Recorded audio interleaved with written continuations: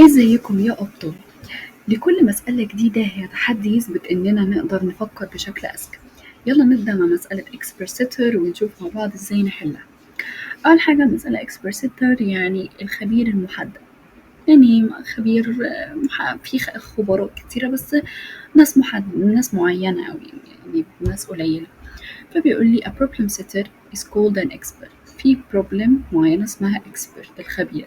if at least من الخبير ده if at least 50% of the problems are approved by chef، لو على الأقل 50% من المسائل اتقبلت عن طريق الشيف ده، فعندنا المنشي اللي هو ده الشيف المنشي بيقول لي submitted X problems، يعني منشي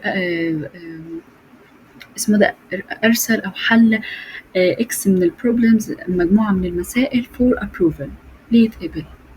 فإف Y problems out، لو كان في عدد من المسائل دي كانت out فهو كده مش ما اتقبلش.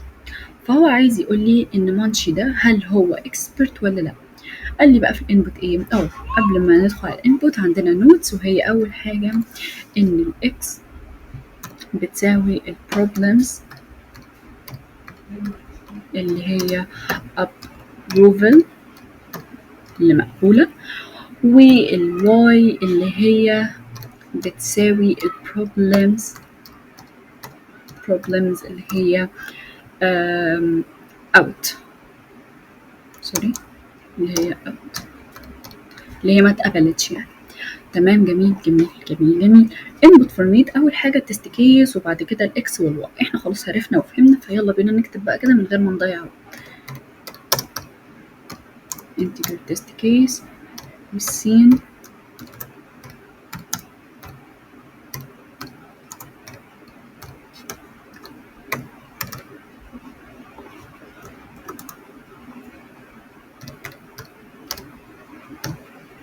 A few moments later.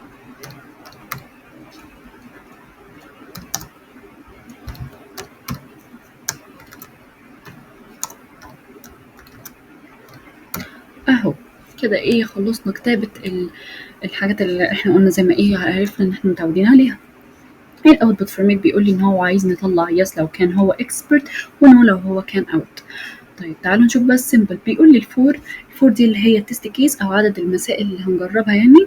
فبيقول لي الفايف والثري. مين الفايف ومين الثري، او مين الاكس ومين الواي؟ الفايف دي اللي هي الاكس، اللي هي عدد البروبلمز اللي هي المفروض ان هو يسلمها، او اللي هي الابروفل يعني.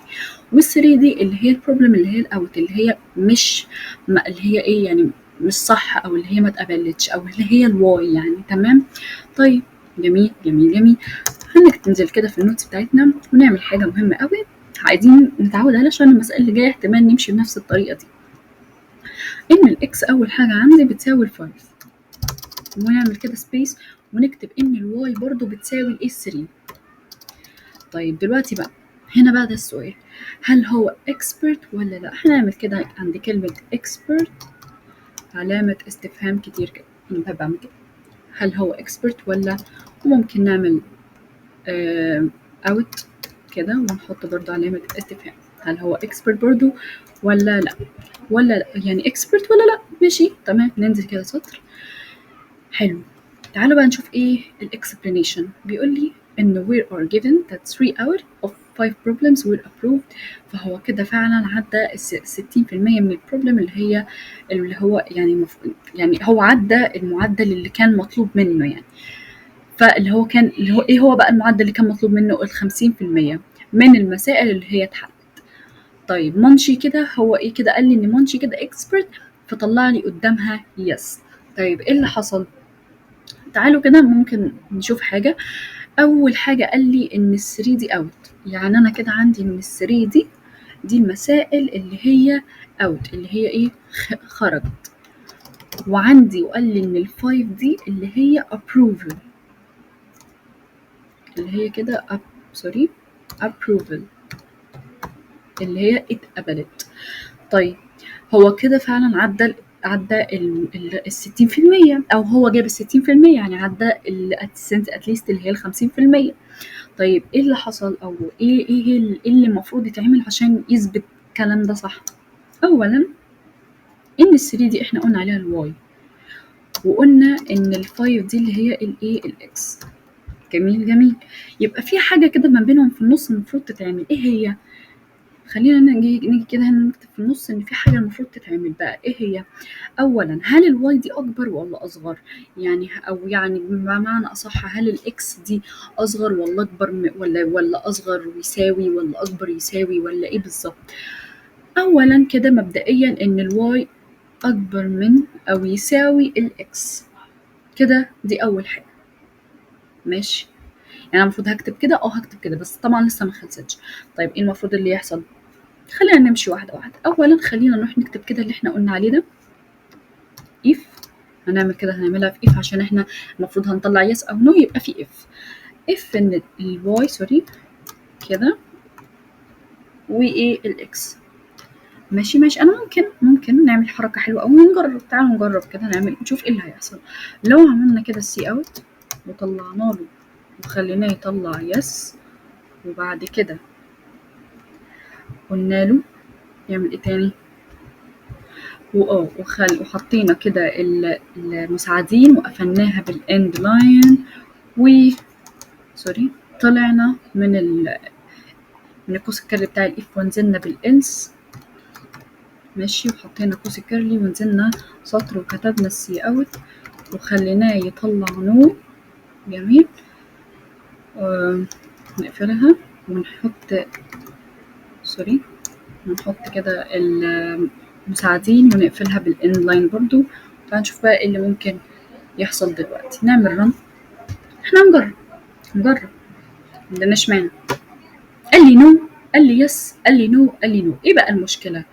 انا عندي هنا كده عندي 2 صح و2 غلط. مين اللي 2 غلط؟ دي ودي. ومين سوري دي. ومين بقى اللي صح؟ دي ودي. يبقى انا المفروض اشوف مشكله دي واشوف مشكله دي. ماشي، يبقى احنا كده حلينا المشكلتين دول وناقص بس المشكله دي. مش المشكله يعني حلينا دلوقتي مشكلتين، ناقص مشكلتين. طيب ايه هي؟ ال5 و3. ال5 وال3 وال2 وال1. خلينا نشوف كده ال2 وال1.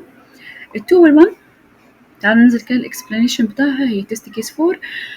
قال لي ان ال1 هي من المسائل الاوت، وال2 هي البروبلمز الابروفد. يعني هي فعلا هتطلع صح لانه هو جاب 50% بالظبط يعني، فهو كده approved. طيب المفروض بقى اللي يحصل، يعني انا المفروض في عمليه حسابيه هتتعمل. هل هي ايه بقى؟ انا بعد ما اطلع الناتج بتاع ده او بعد ما يعمل اللي هو عمله ده، هل في حاجه المفروض تتعمل بقى؟ هل هيتعمل مالتيبلاي ولا بلس ولا ديفايدد ولا ايه بالظبط، ولا هيتعمل ايه؟ هي مبدئيا كده هيبقى في ديفايدد في الموضوع. طب اشمعنى ديفايدد؟ ليه مثلا مش مالتيبلاي؟ لان انا كده بضاعفهم، انا مش عايزه اضاعفهم. هو واحد قال لي ان هو جايب 50%، انا بقى هزود له انا بقى هضاعف له انا الناتج بتاعه؟ اكيد لا. فهعمل له ديفايدد. ماشي. طيب ديفايدد ايه بقى؟ ايه بقى الديفايدد؟ يعني هيبقى ديفايدد ايه؟ خلينا نشوف كده في المساله دي. we are given بيقول لي that 3 out of 5 problem، وقال لي ان هو 60% وهنا 50%. يعني هنا في كده هو عمل هنا كده كام؟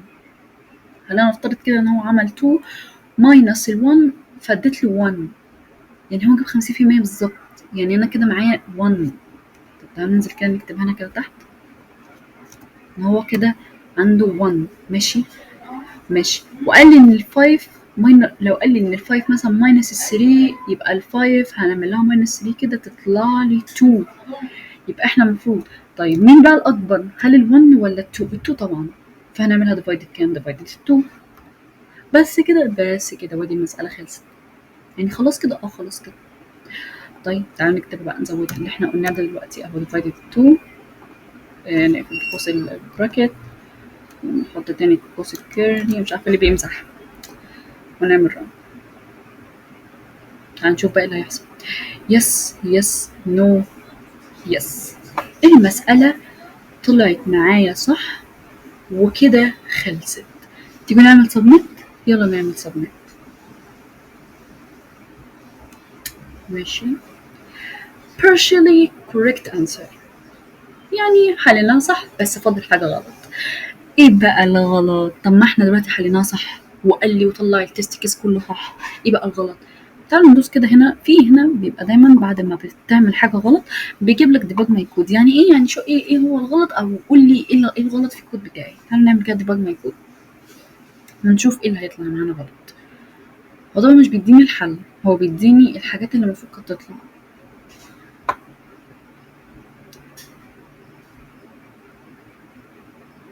A few moments later. ندوس تاني كده. طيب ديباج ماي كود.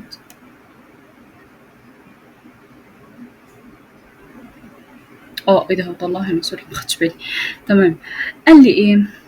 قال لي ان الاوتبوت بتاعي يس، ولكن المفروض ان الاوتبوت اللي يطلع نو.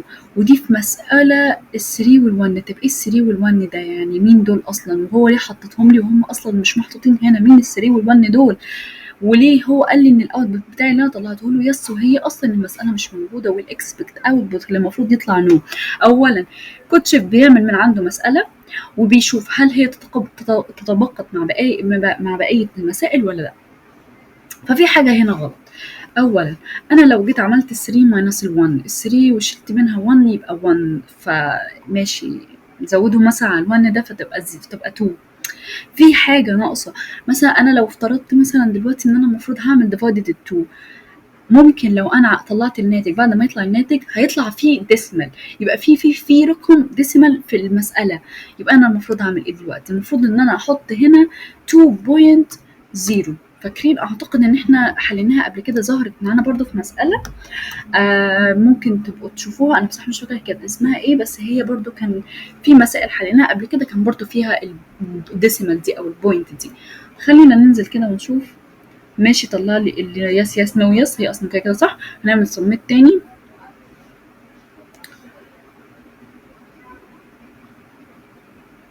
تمام اهو، حليناها وما بقاش فيها ولا غلطة، وعرفنا المشكلة كانت فين وحليناها. وكده يكون خلصنا حل مسألة اكسبرسيتر. افتكر ان ده كود بيتكتب، بتكتبه بيقربك خطوة من انك تبقى مبرمج محترف. ما تنساش بقى اللايك والاشتراك، واستعد للتحدي اللي جاي. وباي باي.